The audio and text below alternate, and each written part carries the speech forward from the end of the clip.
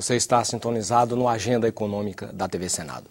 O mundo inteiro acompanha com muito interesse os problemas da África, continente marcado pela desigualdade social. Mas acompanha também a grande efervescência de alguns países africanos, uns em busca de superar a pobreza, outros chegando a um franco processo de desenvolvimento, como Angola e África do Sul.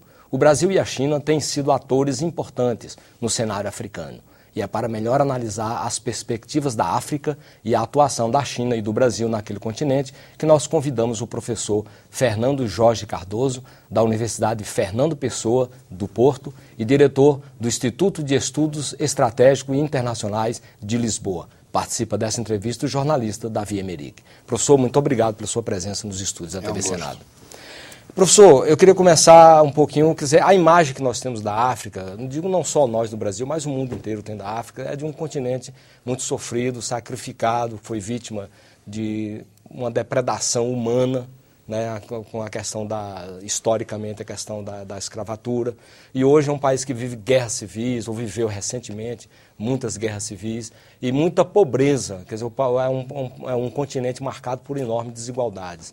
Quer dizer, mas a gente nota também alguns movimentos já de efervescência, de ebulição, de uma África que quer se desenvolver, que quer progredir. Como é que o senhor analisa essa África que se mexe, como no caso de Angola e África do Sul? Muito bem. Efetivamente, nestes últimos anos, nós estamos a verificar um conjunto de acontecimentos e indicadores bastante positivos no continente africano, que se seguem a cerca de mais de 20 anos de uma época bastante negativa do ponto de vista do crescimento económico, do ponto de vista da desigualdade social e principalmente do ponto de vista da turbulência e conflitos violentos.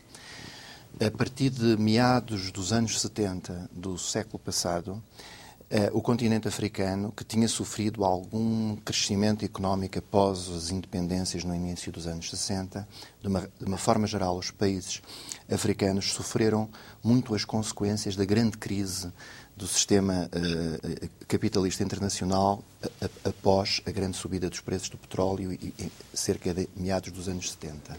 Desde essa altura, as taxas de crescimento económico, regra geral, começaram a ser muito baixas ou, em alguns casos, negativas.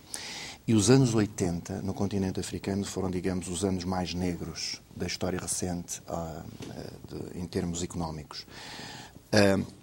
Quando termina a Guerra Fria, entramos nos anos 90, processa-se um movimento generalizado é o tempo final dos ditadores africanos e dos regimes militares, tal como tinha acontecido nos anos 80, aliás, na América do Sul e na América Central.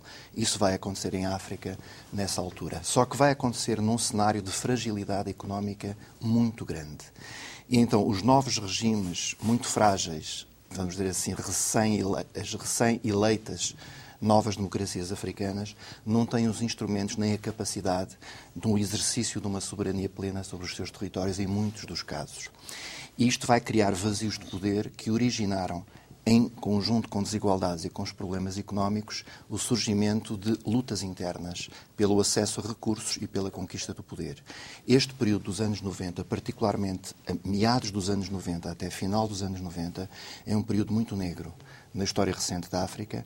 É um período em que acontece o grande genocídio dos Grandes Lagos, no Ruanda e no Burundi, portanto, na passagem da primeira para a segunda metade dos anos 90, e depois nós vamos encontrar cerca de 20 conflitos violentos, sangrentos, todos eles com características de guerras civis. Não eram conflitos entre Estados, nem conflitos de intervenção externa em Estados africanos.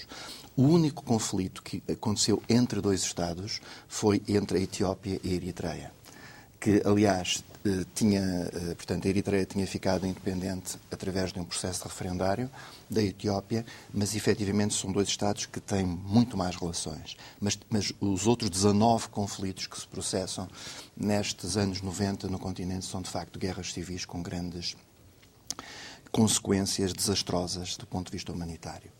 Simplesmente, a partir de 2001, 2002, até os nossos dias, o que é interessante notar é que, pela primeira vez, como eu digo, nos últimos 25 anos, nós estamos a verificar a existência de taxas de crescimento económico positivas na generalidade dos países africanos.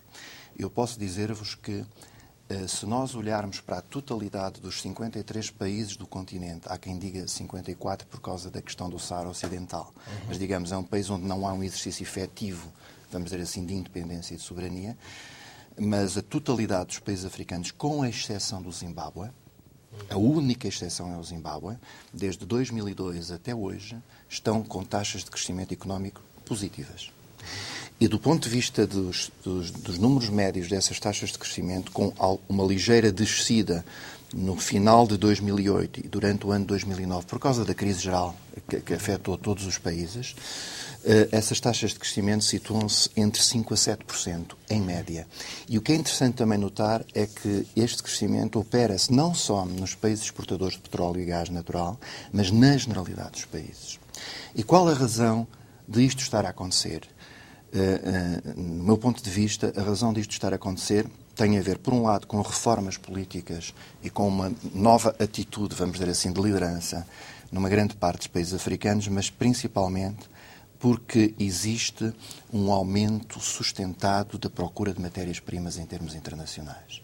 E este aumento sustentado da procura de matérias-primas é muito devido ao crescimento chinês. Professor, que está a acontecer na China. nós vamos retomar essa questão da matéria-prima, mas vamos à questão histórica ainda. Okay. Com a colonização, com as descobertas e tal, qual é a relação do continente africano com a América? Por exemplo, o Brasil e países da América Latina participaram ativamente, tiveram um grande crescimento industrial na década de 30, por exemplo, vários países da América. A Argentina e o Uruguai foram considerados estiveram entre os países mais desenvolvidos do mundo já no final do século XIX. A África me parece que não teve esse comportamento. Por exemplo, a África participou de alguma grande revolução industrial na década de 30. Como que era a situação estrutural da África antes desse período das guerras civis? Muito bem. É uma questão bastante interessante. Eu vou tentar resumir o mais que posso. Nós podemos encontrar três grandes cortes, vamos dizer assim, três grandes cortes estruturais no continente africano nos últimos 300 anos, 400 anos, que afetaram profundamente a vida das pessoas, a configuração de Estados, o rumo do desenvolvimento económico. E esses três grandes cortes foram os seguintes. Em primeiro lugar, o tráfico de escravos. Efetivamente, o tráfico de escravos, ao longo de 200 a 300 anos, afetou de uma maneira absolutamente sensível o rumo de desenvolvimento endógeno, vamos dizer assim, do continente africano. Portanto, há um conjunto de Estados e de nações africanas que são destruídas, muito por culpa também das lutas internas de captura de escravos de uns Estados, de umas nações ou de umas tribos por outras, e a sua posterior venda aos negreiros, portanto, aos comerciantes de escravos. Isto afetou, digamos, é um corte de natureza profunda, efetivamente, que marcou bastante nessa altura o continente africano. Temos depois um segundo corte que é o final do século XIX. No final do século XIX, as potências coloniais europeias entenderam-se sobre a metodologia, vamos dizer assim, de ocupação efetiva das suas colónias no continente africano.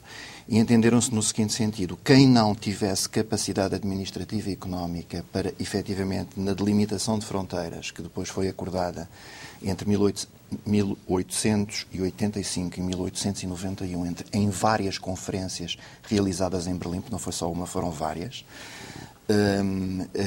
essa delimitação de fronteiras trouxe consigo a obrigação de ocupação efetiva dos territórios. E aí as potências coloniais europeias, particularmente o Reino Unido, a França, a Bélgica, a Alemanha e Portugal, tiveram que fazer um esforço no sentido da expansão territorial, de conquista de algumas zonas que não estavam efetivamente ainda sob o respectivo domínio colonial, e esse movimento que fazem e que vai durar desde o final do século XIX até cerca dos anos 30 do século XX, esse movimento levou a que efetivamente houvesse uma instalação dos aparelhos administrativos coloniais em África, por um lado, e por outro lado também o arrendamento de vastíssimas parcelas do território africano a grandes companhias, algumas delas de natureza majestática, até com capacidade de cunhagem de moeda, em vastos territórios de África. particularmente no caso mais próximo do Brasil, que são, enfim, uma parte da África Ocidental, particularmente Angola e também do lado de Moçambique, para falarmos um bocado, digamos, da língua que nos une, houve, de facto, a ocupação de territórios por grandes companhias mastáticas, territórios esses arrendados por prazos longos por parte da República Portuguesa, portanto, o Estado português. Esta ocupação efetiva, e para ir mais rapidamente, levou a um processo de modernização rápida de partes do continente africano. Por outras palavras, é desta altura que datam a construção dos caminhos de ferro, dos portos, das estradas, por necessidade de escoamento dos produtos agrícolas e minerais da exportação que provém dessa ocupação e dessa exploração efetiva do continente africano, e também um pouco para abastecimento dos núcleos populacionais urbanos que começam a crescer através da importação, digamos, de colonos provenientes da Europa e também pelo surgimento de uma pequenina classe média africana, sempre, enfim, subordinada à lógica de dominação colonial. Este segundo grande corte é um corte, digamos, a África deixa de ser um continente onde se compram produtos a quem lá vive para depois exportar e onde até, digamos, cerca de meados do século XIX se compravam também escravos, passa a ser um continente onde, efetivamente, agora Estados, embora coloniais, colónias, vão, através de companhias que são criadas nesse território, vão entrar, do ponto de vista da divisão internacional do trabalho, de uma maneira muito clara, naquela lógica de países exportadores de matérias-primas que, simultaneamente, importam os equipamentos e os produtos manufaturados necessários. Esta modernização rápida do continente africano vai durar cerca de 40 a 50 anos. Ou seja, vai arrastar-se até cerca dos anos 60, que é a altura das independências. Na altura das independências não há nenhum corte no desenvolvimento, na lógica de desenvolvimento e crescimento. Há, de facto, uma mudança da bandeira, uma mudança do hino, uma mudança de quem manda na terra, digamos, à regra geral, uma passagem. Uma reforma estrutural não aconteceu. Não há uma mudança, digamos, nos rumos de crescimento, nas estruturas produtivas, etc. A regra geral. E isto, digamos, avança ao longo dos anos 60. Nós temos o surto do crescimento do pós-guerra, generalizado nas potências, não só capitalistas ocidentais, mas também na antiga União Soviética e em todos os seus aliados do leste europeu e muito pouquinho na China, nessa altura, mas temos todo aquele surto de crescimento do pós-guerra, do final dos anos 40, ao longo dos anos 50, anos 60, e que vai até o início da década de 70. E a África cresce nessa altura. Os países africanos crescem nessa altura. O terceiro corte vai acontecer exatamente quando os países africanos deixam de ter a capacidade de fazer a renovação técnico-industrial produtiva que se vai operar a partir de meados dos anos 70 na generalidade das economias industrializadas e que não vai ser reexportado para a África. Não vai ser reexportado para a África porque nessa altura, mais para a direita ou mais para a esquerda, as políticas eram bastante nacionalistas, ou seja, os países africanos apostavam bastante na criação de mercados internos, digamos, aquilo que o Brasil fez em décadas anteriores, que foi a criação de uma grande indústria nacional e o desenvolvimento do mercado interno, à sua escala, muitos dos países vão tentar fazê-lo, mas sem a capacidade para tal e sem a atração. Ou seja, o fechamento político na África foi desastroso. Essa tendência de voltar para o mercado interno foi desastroso. A lógica... Não houve um desenvolvimento industrial em alguns países africanos? Houve o desenvolvimento industrial que se vai operar, digamos, dos anos 70 em diante, vai-se processar, regra geral, na África do Sul. E em alguns países do norte da África, com lógicas que, apesar de se situarem em África, têm lógicas políticas, geopolíticas e económicas muito diferenciadas. O apartheid, a minoria branca que se instala como... Por exemplo, mas atenção, esta minoria branca já está na África do Sul e efetivamente a viver, a desenvolver-se e a dominar há 300 anos. Diferentemente de todos os outros países africanos, onde a ocupação efetiva pelos colonos brancos é do século XX. Com 2 ou 3 mais exceções interessantes. O caso de Angola é uma exceção muito interessante, porque Angola, por causa do seu papel, juntamente com a Nigéria e o Senegal, no tráfico de escravos em décadas anteriores, em Angola vai-se processar uma aliança entre portugueses, comerciantes e negreiros e a elite local banto dominante. não só a Rainha do Congo, mas outro tipo de elites. Então, ao longo de toda a costa, em algumas zonas de penetração do interior, vai-se criar aqueles que hoje governam Angola, que digamos que é uma elite negra ou mestiça, e também branca, que faz a sua aliança séculos atrás e se mantém, e é a grande matriz do MPLA, vamos ser claros. Portanto, isso é uma pequena exceção. Pequenas exceções existem, mas, regra geral, na África do Sul temos uma situação histórica completamente diferenciada. O MPLA se montou em cima do que existia, talvez, de mais moderno. Sim, sim, sem dúvida. Professor, eu queria que o senhor analisasse um pouquinho, antes da gente terminar o primeiro bloco, essa África portuguesa, de língua portuguesa. Como é que ela se destaca da África, do restante do continente? Como é que ela está em questão, principalmente, de desenvolvimento? Para não voltarmos muito atrás e nos citarmos agora no presente e olharmos um pouco para o futuro, um pequeno parênteses só para dizer o seguinte. O caso de Angola, Moçambique e também Guiné-Bissau, Cabo Verde, Santo Tomé, um bocadinho a Namíbia, vamos dizer assim, são casos diferentes do resto do continente africano no que respeita à libertação do domínio colonial. Enquanto que no final dos anos 50, início dos anos 60 do século passado, a generalidade dos países africanos obtém as suas independências outorgadas pelos governos britânico e francês e belga.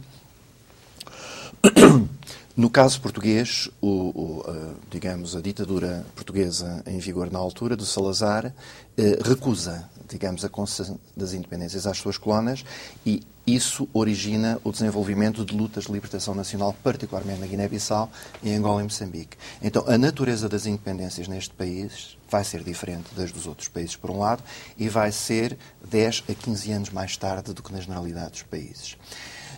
Isto vai arrastar, portanto, isto tem isto leva à criação de uma matriz um pouco diferenciada nas lideranças desses países. Vamos dizer isto por um lado. Quer dizer, que ainda hoje são, digamos, são lideranças que saíram de movimentos de libertação nacional com um sentimento nacionalista bastante arraigado e independentista também, vamos dizer assim, e afirmativo também. Embora hoje esteja tudo moderado, porque, entretanto, passaram muitos anos depois da independência, mas é bom termos esta perspectiva. Tendo dito isto também, é interessante que esta dominação portuguesa, apesar de Portugal ser um país atrasado na altura, agora vamos referir-nos mais a Angola e Moçambique, penso que será o mais interessante para conversarmos também sobre o Brasil, levou a que Portugal procurasse, exatamente com objetivos políticos, sustentar e desenvolver uma imigração fortíssima por parte de colonos brancos nos anos de 50 e de 60 para Angola e para Moçambique. Portanto, uma grande parte da comunidade branca em Angola e Moçambique, enfim, já existia de décadas anteriores, vai aumentar bastante nessa altura. Mas é um pessoal que vai sair depois com a Revolução dos Escravos, praticamente. Não, vai sair a contragosto de Angola, por causa da guerra civil e, digamos, da confusão instalada com a transição em Angola, em que não foi possível fazer uma transição pacífica por parte do governo português para movimentos de libertação. No caso de Moçambique, muito mais tranquilamente. É verdade, a comunidade branca, em grande medida, saiu de Angola, saiu de Moçambique, mas a matriz, digamos, houve uma parte dessa comunidade que permaneceu nesses territórios e, digamos, seguiu as lógicas independentistas nessa altura. Mas tem razão, houve de facto uma debandada. No próximo bloco, as principais saídas para a pobreza africana. Aguarde.